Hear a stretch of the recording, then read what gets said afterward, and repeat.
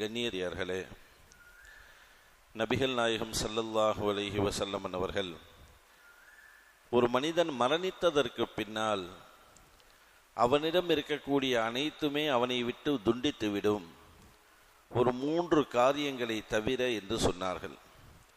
அந்த 3 செயல்பாடுகள், காரியங்கள் என்ன, அதன் மூலியமாக நமக்கு கிடைக்கும் பாடங்கள், படிப்பினைகள் என்ன என்பதையெல்லாம் இந்த ஹதீஸு தெல்ல தெளிவாக உலக மக்களுக்கு பாடம் நடத்தி காட்டுகிறது. ஹதீஸினுடைய அறிவிப்பாளர் அபூ ஹுரைரா ரலியல்லாஹு தஆலா அன்ஹு அவர்கள். இந்த ஹதீஸு முஸ்லிம் ஷரீஃபிலே 1631வது ஹதீஸாக பதிவாகி இருக்கிறது. நபிகள் நாயகம் ஸல்லல்லாஹு அலைஹி வஸல்லம் அன்னவர்கள் சொன்னார்கள், இதா மாத்தல் இன்சானு, மனிதன் இறந்து விட்டால், இன்கதஅ அன்ஹு அமலுஹு இல்லா மின் ஸலாஸின், அவனுடைய செயல்கள் அனைத்தும் துண்டிக்கப்பட்டுவிடும், நிறுத்தப்பட்டுவிடும், ஆனால் 3 விஷயங்கள் மட்டும் அவனை தொடரும் என்று சொன்னார்கள். 3 விஷயங்கள். அதில் ஒன்று சதகத்தின் ஜாரியா, நிரந்தரமாக நன்மை தரக்கூடிய தர்மம் என்று சொன்னார்கள். நிரந்தரமாக நமக்கு நன்மை வந்து கொண்டே இருக்கக்கூடிய தர்மங்கள். அந்த தர்மத்தில் மிக முக்கியமான ஒன்று வக்ஃபுகள். அல்லாஹ் நமக்கு வழங்கிய செல்வத்திலிருந்து நாம் மரணிப்பதற்கு முன்னால் நம்மளுடைய சொத்து பத்துக்களை எப்படியெல்லாம் தன்னுடைய பிள்ளைகளுக்கும் பிள்ளைகளுடைய பிள்ளைகளுக்கும் பிரித்து கொடுக்கின்றோமோ, அதுபோன்று அல்லாஹ் வழங்கிய சொத்திலிருந்து வழங்கப்பட்ட அந்த அல்லாஹுக்காக வேண்டி ஒன்றை பிரித்து வக்ஃப் செய்வதற்கு சதகத்துல் ஜாரியா என்பதாக சொல்லப்படும். இதில் ரொம்ப நம்ம கவனக்குறைவாக நாம் இருக்கின்றோம் என்பது ஒரு வேதனையாகவே இருக்கிறது. நிச்சயமாக கண்டிப்பாக அல்லாஹுக்காக வேண்டி நம்ம பேரில் ஒன்று இன்வெஸ்ட்மெண்ட் பண்ணிட்டு நம்ம மௌத்தா போகணும்.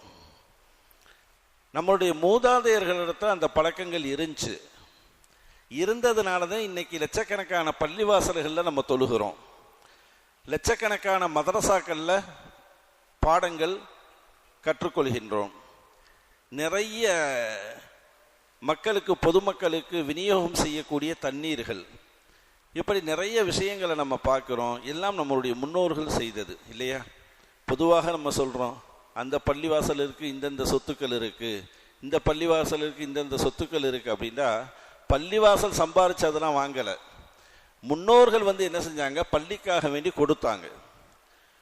அதனுடைய விளைவாக இன்னைக்கு ராஜா மன்னரை போன்று இன்னைக்கு அவங்க கபூரில் உறங்கிக்கிட்டு இருக்காங்க.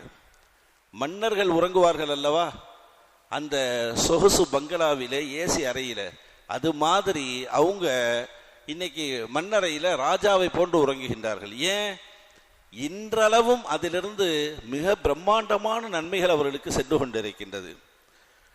செல்வந்தர்களே, பணக்காரர்களே, உங்களுக்கு இந்த ஹதீஸ் ரொம்ப முக்கியமான ஒரு செய்தி என்னவென்றால், நீங்கள் மரணிப்பதற்கு முன்னால் அல்லாஹுக்காக வேண்டி உங்களால் முடிந்த ஒன்றை நீங்கள் வக்ஃப் செய்துவிட்டு, தர்மம் செய்துவிட்டு, நீங்கள் இஹ்லாஸாக நீங்கள் மரணமடையுங்கள். நிச்சயமாக நம்முடைய பிள்ளைகளுக்கு கொடுப்பது, அதிலே அவர்கள் வாழ்வார்கள், அதை விற்பார்கள், அதை அடுத்தவர்களுக்கு கொடுப்பார்கள், இப்படி அது மாறி மாறி போயிடும். ஆனால் அல்லாஹுக்காக வேண்டி கொடுக்கிறது அது அப்படியே கடைசி வரைக்கும் இருக்கும். அதை யாராலும் வாங்க முடியாது, யாரும் அதை விற்க முடியாது. அது அல்லாஹுக்காக வேண்டி பயன்பாட்டில் உள்ளது அப்படிங்கிறத நம்ம கவனத்தில் வைத்துக்கொள்ள வேண்டும். இது முதலாவது செய்தி, சதகத்துன் ஜாரியா, நிரந்தரமாக நன்மை தரக்கூடிய தர்மம். இரண்டாவது செய்தி, ரசூலுல்லாஹி ஸல்லல்லாஹு அலைஹி வஸல்லம் சொன்னாங்க, அவ் இல்மின் யுன்தஃபஉ பிஹி, பயன் தரக்கூடிய கல்வி அப்படின்னு சொன்னாங்க ஸல்லல்லாஹு அலைஹி வஸல்லம். பிறருக்கு, மக்களுக்கு பயனளிக்கக்கூடிய கல்வி என்பது, அந்த கல்வியின் மூலியமாக அவர் செய்யக்கூடிய அமல்கள், செயல்பாடுகள், இதிலிருந்து ஒரு பங்கு அவருக்கு அப்படியே வாழையடி வாழையாக தொடராக அவருடைய மன்னரைக்கு வந்து கொண்டே இருக்கும் என்றார்கள் நபிகள் நாயகம் ஸல்லல்லாஹு அலைஹி வஸல்லம் அவர்கள். அப்போ பயன் தரக்கூடிய கல்வியை நாம் கற்றுக்கொள்ள வேண்டும், அதை கற்றுக் கொடுக்க வேண்டும். கற்றுக் கொடுத்து விட்டு நாம் அதிலிருந்து நன்மைகளை நாம் அள்ளிப்பெற வேண்டும் என்பது இரண்டாவது தகவல். மூன்றாவது சொன்னார்கள் நபிகள் நாயகம் ஸல்லல்லாஹு அலைஹி வஸல்லம், அவ் வலதின் சாலிஹின் யதுஉ லஹு, பெற்றோர்களுக்காக வேண்டி துஆ செய்யக்கூடிய, தாய் தந்தையர்களுக்காக வேண்டி துஆ செய்யக்கூடிய நல்ல குழந்தைகளை நீங்கள் விட்டு செல்லுங்கள் என்று சொன்னார்கள். இது ரொம்ப முக்கியம். நாம் மரணித்ததற்கு பிறகு ஒரு 10 நாள் அந்த கவலையில் இருக்கும். அம்மா அத்தா போயிட்டாங்களே 10 நாள், 15 நாள் அந்த கவலை கொஞ்சம் குறையுது, 40 நாள் அதோடு அப்படியே மங்குது. அதற்கு பிறகு ரொம்ப பாசம் வைத்தவர்கள் அந்த 1 வருடத்தை தாண்டி அப்படியே வருது. 2 வருடம் 3 வருடம் கழித்ததற்கு பிறகு பெற்றோர்களை சுத்தமாக மறக்கக்கூடிய ஒரு சூழல் நமக்குள்ளே வருகிறது. அல்லாஹ் பாதுகாத்து அருள் புரிய வேண்டும். கண்ணியமான மூமினீன்களை சொல்லக்கூடிய தகவல் என்ன தெரியுமா? எப்பொழுது கரத்தை அல்லாஹ்விடத்தில் நீங்கள் உயர்த்தினாலும் சரி, உங்களுடைய பெற்றோர்களை மறந்து விடாதீர்கள். இதுதாங்க நீங்க செய்யக்கூடிய ஒரு சின்ன அவங்களுக்கு செய்யக்கூடிய ஒரு உதவி. பெற்றோர்களை மறந்துடாதீங்க.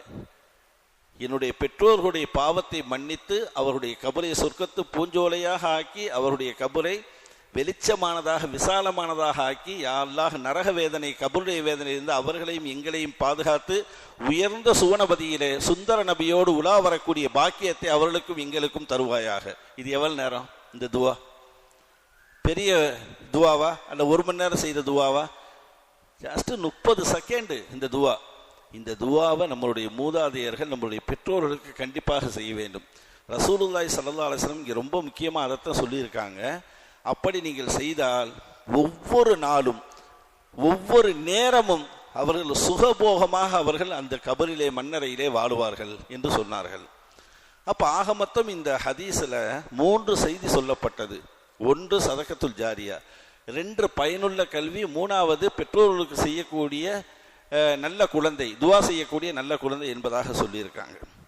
இதில் 2 செய்தி மிக முக்கியமான ஒன்று, 3மே முக்கியமானது. 2 நமக்கு இன்னைக்கு தேவையான ஒன்று என்ன அப்படின்னா, பயனுள்ள கல்வி. அந்த பயனுள்ள கல்வியை உருவாக்குவதற்கு நாம் என்ன செய்ய வேண்டும் அப்படின்னா, அதுக்கு நம்ம பிள்ளைகள் தான். நம்ம குழந்தைகளுக்கு பயனுள்ள கல்வியை அவர்களுக்கு கொடுப்பது பெற்றோர்களுடைய தார்மீக கடமை 1. 2வது, சாலிகான குழந்தையை துவா செய்யக்கூடிய குழந்தையை உருவாக்க வேண்டும் என்றால் அதுவும் அந்த பெற்றோர்களுடைய கடமையாக இருக்கு. அந்த குழந்தையை சாலிகான குழந்தையாக உருவாக்குவது அவருடைய கையிலே இருக்கிறது என்பதை நம்ம பார்க்கிறோம். இன்னைக்கு ஜூன் 4 ஸ்கூல் ஓப்பனிங்.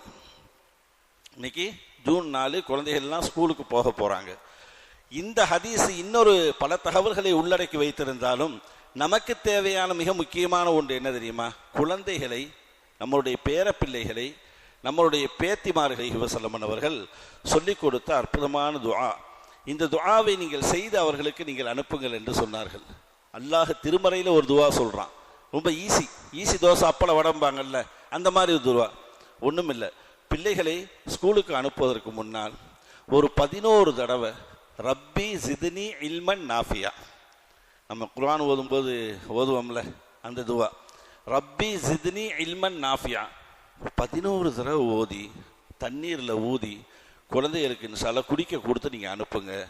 சாலிகான குழந்தையாக வரும், அறிவுள்ள குழந்தையாக வரும், பெற்றோர்களையும் பெரியவர்களையும் கண்ணியப்படுத்தக்கூடிய, பணிவிடை செய்யக்கூடிய, பேர் சேர்க்கக்கூடிய குழந்தைகளாக வரும். அந்த கல்வியின் மூலியமாக அல்லாஹ் அந்த குழந்தைக்கு பரக்கத் செய்வான். இப்படியெல்லாம் பல செய்திகளை உள்ளடக்கிய அற்புதமான துஆ அந்த துஆ. அல்லாஹ் திருமறையை சொன்ன துஆ. நபிகள் நாயகம் ஸல்லல்லாஹு அலைஹி வஸல்லம் அவர்கள் இப்படி துஆ கேட்பார்களாம். அல்லாஹும்ம அல்லிமஹும் மா யன்ஃபஉஹும், யா அல்லாஹ் இந்த குழந்தைகளுக்கு இவர்களுக்கு பயனுள்ள அறிவை கற்றுக் கொடுப்பாயாக. Point number 1.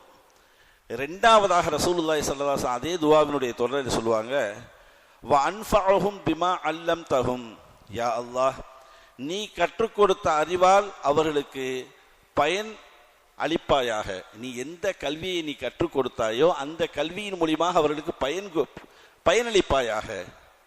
3வதாக அந்த ஹதீஸினுடைய தொடரிலே ரசூலுல்லாஹி ஸல்லல்லாஹு அலைஹி வஸல்லம் அவங்க இப்படி செய்வார்கள், யா அல்லாஹ் வஸிதுஹும் இல்மா, இந்த பிள்ளைகளுக்கு கல்வி ஞானங்களை, கல்வியை அதிகப்படுத்தி தருவாயாக, மேலும் மேலும் அதிகப்படுத்தி தருவாயாக. நம்ம குழந்தைகள் சஹாபாக்களை எல்லாம் நம்ம பார்க்குறோமா இல்லையா? எவ்வளோ விஷயங்கள், நிறையா செய்தியை சொல்லணும், சுருக்கமாக முடிச்சிருவோம். வஸித்ஹும் இல்மா, அதிகப்படுத்துவாயாக இல்மை. வஃபஹுமைன், வஃபஹும்டா விளங்கும் தன்மை. இன்னைக்கு அதுதான் இன்னைக்கு குழந்தைகள்கிட்ட ரொம்ப குறைபாடாக இருக்குது, விளங்கும் தன்மை. மேக்ஸு விளங்கலைங்கிறான், சயின்ஸு விளங்கலைங்கிறான், எது விளங்கலைங்கிறான். தனி டியூஷனுக்கு அனுப்புகிறோம், நம்ம சொல்லி கொடுத்தாலும் விளங்கலை. கிளாஸ் டீச்சர் கிளாஸில் முதல் லெசன் நடத்தும் பொழுது அந்த குழந்தைகளுக்கு உடனே விளங்கும் திறனை யா அல்லாஹ் கொடுப்பாயாக, ரசூலுல்லாஹி ஸல்லல்லாஹு அலைஹி வஸல்லம் சொன்னாங்க. அப்பவே விளங்கிடணும். பச்சை மரத்தில் ஆணியை அடித்ததை போன்று உள்ளத்திலே அது பதிவாக வேண்டும். ஸல்லல்லாஹு அலைஹி வஸல்லம் சொன்னாங்க, ஃபஹுமன், அந்த ஃபஹும் என்று சொல்லக்கூடிய விளக்கத்தை நீ தருவாயாக. அதுதாங்க முக்கியம். மந்தமா உட்கார்ந்துருக்க கூடாது. பொங்கலை திண்ட மாதிரி, பொங்கல் திண்டா 10 மணிக்கு நல்லா தூக்கம் வந்துடும், அந்த மாதிரி உட்கார்ந்துருக்க கூடாது. ஸல்லல்லாஹு அலைஹி வஸல்லம் அதை சொன்னாங்க. அடுத்து சொன்னாங்க, வஹிக்மா, ஞானத்தை இந்த குழந்தைகளுக்கு அதிகப்படுத்தி கொடுப்பாயாக. அரபி தெரியலண்டா 3 பாயிண்ட் தாங்க, கல்வி, விளக்கம், ஞானம், இதை கொடுப்பாயாக.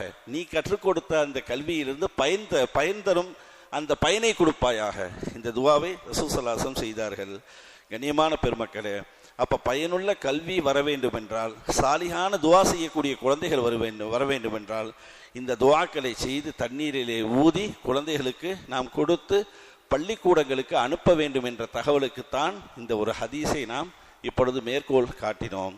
எல்லாம் வல்ல ரப்புல் ஆலமீன் நம்முடைய குழந்தைகளுக்கு அல்லாஹ் ஜல்லஷானஹு தஆலா பயனுள்ள கல்வியை அல்லாஹ் கற்றுக் கொடுப்பானாக. சாலிகான குழந்தைகளாக அவர்களை உருவாக்குவானாக. பெற்றோர்களுக்கு பேர் சேர்க்கும் பிள்ளைகளாக அல்லாஹ் ஜல்லஷானஹு தஆலா உருவாக்கி சமுதாயத்திலே ஷரியத்திற்கு பணிவிடை செய்யக்கூடிய குழந்தைகளாக அல்லாஹ் ஆக்கி தந்தல்